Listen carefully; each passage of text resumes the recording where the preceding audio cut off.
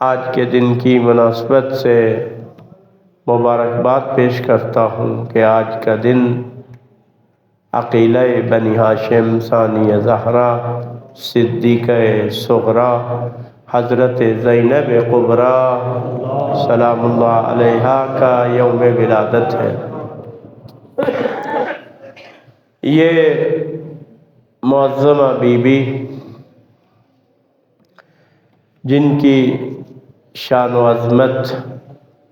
اور فضائل اور ان کے کمالات کما حقہ بیان نہیں ہو سکتے اور نہ بیان ہوئے ہیں، اور نہ ہی ہماری عقلوں میں یہ صلاحیت ہے کہ وہ اس بیوی کی شان و عظمت کو سمجھ سکیں۔ لیکن جتنا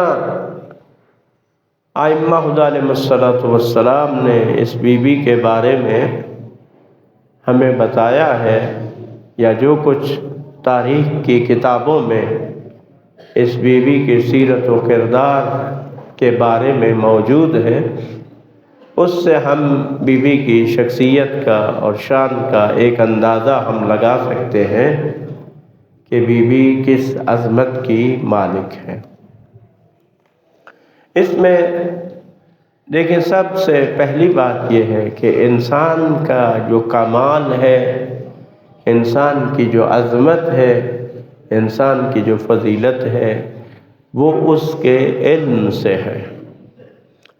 قُلْ هَلْ يَسْتَوِي الَّذِينَ يَعْلَمُونَ وَالَّذِينَ لَا يَعْلَمُونَ، کہہ دیجئے کہ کیا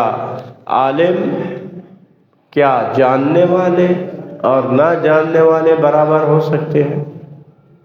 کیا عالم اور جاہل برابر ہو سکتے ہیں؟ یہ قرآن میں اللہ تعالیٰ نے فرمایا، یعنی علم معیار فضیلت ہے۔ جس کے پاس علم زیادہ ہے وہ دوسروں سے اسی لحاظ سے برتری رکھتا ہے۔ ائمہ علیہ الصلوۃ والسلام کو اللہ نے،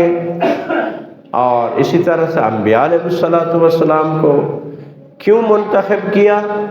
فرمایا وَلَقَدِ اخْتَرْنَاهُمْ عَلَىٰ عِلْمٍ عَلَى الْعَالَمِينَ، کہ ہم نے انہیں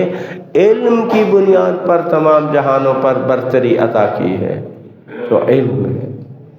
تو ائمہ علیہ الصلوۃ والسلام کے بعد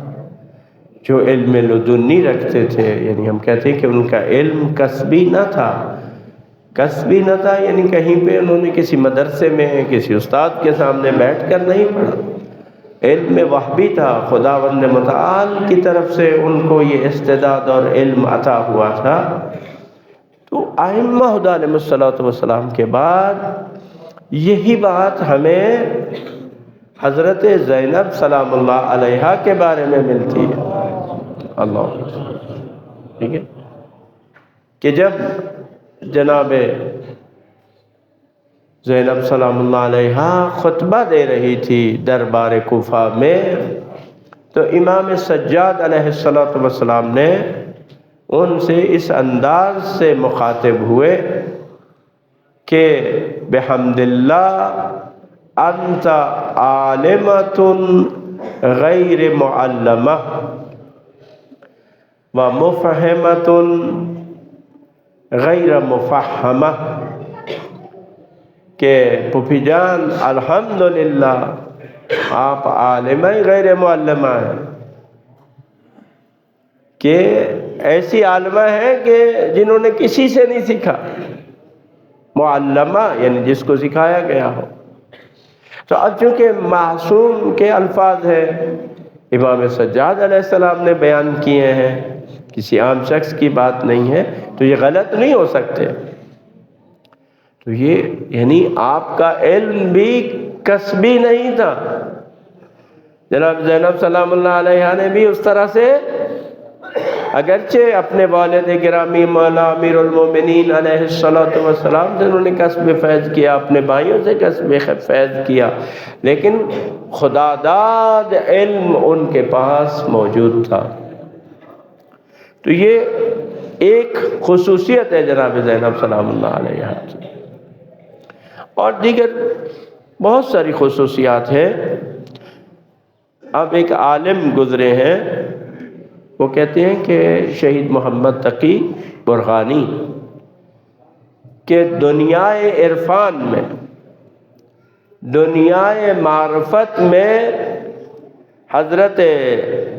زینب سلام اللہ علیہا کو جو مقام اور مرتبہ حاصل ہے وہ امامت کے قریب ہے، یعنی بعد از امامت جو مقامات ہیں ان میں سے اس مقام پر بی بی فائز۔ اسی طرح عصمت کے حوالے سے بھی بات کی جاتی ہے کہ بعض تو 14 معصومین ہیں جو عصمت کے مقام پر فائز ہیں، جن کے بارے میں نصوص موجود ہیں کہ وہ معصوم ہیں، لیکن علماء کہتے ہیں کہ بعض ہستیاں ایسی ہیں کہ جو اس سطح کی معصوم تو نہیں ہیں، لیکن معصوم ایسے معصوموں کے قریب تر ہے،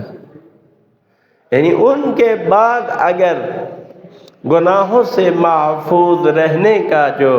مقام و مرتبہ ہے وہ بعض ہستیوں کو حاصل ہے، ان میں سے ایک حضرت زینب سلام اللہ علیہ، یہ اس طرح سے تو معصوم نہیں ہے، لیکن ان کے بعد جو عصمت کا مقام ہے وہ اس بی بی کو حاصل ہے۔ یعنی پوری زندگی ہم نہیں دیکھتے کہ کوئی لمحہ ایسا ہو کہ جس میں بی بی نے کوئی خطا کی ہو، یا بی بی نے نوز باللہ کوئی گناہ کیا ہو، اصلاً سوچا نہیں۔ اور کہتے ہیں کہ جب بی بی بات کرتی تھی تو ایسے لوگ حیران رہ جاتے تھے بی بی کی باتوں کو سن کر، جو علم و معرفت سے لبریز ہوتی تھی۔ تو جناب زینب سلام اللہ علیہا کا مقام و مرتبہ بہت زیادہ بلند ہے، اور امامت کی محافظ ہے، اور امامت کا پرچار کرنے والی ہے، امامت کی تبلیغ کرنے والی ہے بی بی۔ بی بی نے امامت کو واضح کیا لوگوں کے اوپر، اور پھر اس سے آپ دیکھیں کہ بی بی کو چونکہ امامت کی معرفت تھی، بی بی نے امام پر، بھائی پر نہیں کہہ سکتے، ٹھیک ہے نا، امام پر اپنا سب کچھ قربان کیا ہے، اپنے امام پر سب کچھ قربان، سب کچھ جو بی بی کے پاس تھا وہ سب بی بی نے اپنے امام پر، اپنے وقت کے امام پر بی بی نے سب کچھ قربان کر دیا۔ تو یہ بی بی کی معرفت امامت کے بارے میں یہ اس کا ثبوت ہے، اور حتیٰ آپ یہ دیکھیں کہ اس قدر بی بی یعنی باریک نکات کا خیال رکھتی تھی اپنے امام کے بارے میں، کہتا اپنے بیٹوں کی لاش پر بی بی نہیں آئی، کیوں نہیں آئی؟ اس لیے کہ کہیں امام کی نگاہ مجھ پر پڑے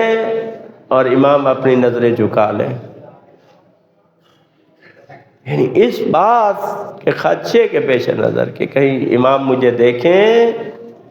اور امام اپنی نظریں جھکا لیں۔ یہ عظیم مقام ہے حضرت زینب سلام اللہ علیہا کا، حافظ قرآن تھی، اور بی بی کو وہ خطبے یاد تھے۔ حتیٰ شیخ صدوق علیہ رحمہ فرماتے ہیں کہ کانت زینب لہا نیابتاً خاصتاً، کانت زینب لہا نیابتاً خاصتاً عن الحسین علیہ السلام، وکان الناس یرجون الیہا فی الحلال والحرام حتی برئ زین العابدین من مرض۔ کہتے ہیں کہ امام حسین علیہ السلام کی نیابت میں خاص مقام تھا بی بی کو، اور بعض روایات میں یہ ہے کہ آخر میں چونکہ امام سجاد علیہ السلام اس وقت بیماری کی حالت میں تھے، لہذا بعض جو امامت کی امانتیں تھیں وہ بعض چیزیں، بعض وصیتیں امام حسین علیہ السلام نے جناب زینب سلام اللہ علیہ سے کی، یعنی وصی امام حسین علیہ السلام تھی۔ حضرت زینب سلام اللہ علیہا۔ اور پھر ظاہر میں بھی یعنی طرز عمل یہ اپنایا گیا تھا کہ کربلا سے لے کر شام تک جو بھی مسئلہ یا جو بھی بات ہوتی تھی، حتیٰ امام سجاد بھی فرماتے تھے کہ میں پھوپھی سے پوچھ کر بتاتا ہوں۔ یہ کیا تھا؟ امامت کو بچانے کے لیے، یعنی امام زین العابدین علیہ السلام کو بچانے کے لیے